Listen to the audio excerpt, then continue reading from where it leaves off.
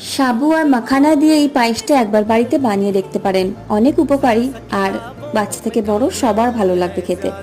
বাড়িতে থাকা ছোট বাটির এক বাটি বড় দানার সাবু 2 থেকে 3 বার ভালো মতো ধুয়ে যতটা সাবু নিয়েছি সেই পরিমাণ জাল করা উষ্ণ দুধ দিয়ে ভিজিয়ে রাখবো।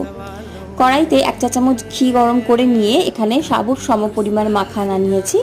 যে কোনো রকম সুপার মার্কেট বলুন বা অনলাইনেও পেয়ে যাবেন।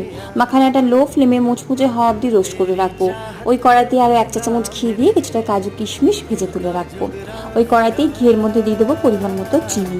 প্রথমে মিডিয়াম ফ্লেমে রাখবো, তারপরে লালচে হওয়া শুরু করলে লো ফ্লেমে ক্যারামেল বানিয়ে প্রথমে অল্প জল দিয়ে একটু ক্যারামেলটাকে গলিয়ে নেব। তারপর হাফ লিটার ফুল ফ্যাট দুধ জাল করে নেব। জাল করা দুধে 2টে ছোটো এলাচ ফাটিয়ে দেবো, ভেজানো সাবু দেবো, সাবু সেদ্ধ হলে 1 চিমটি নুন, তার সাথে এখানে রোস্ট করে রাখা মাখানা দেব। লো ফ্লেমে পায়েসটাকে বেশ ঘন করে নেব। নামানোর আগে এখানে দিয়ে দেবো ভাজা কাজু কিশমিশ। ব্যাস তৈরি আমাদের মাখানা সাবু পায়েস।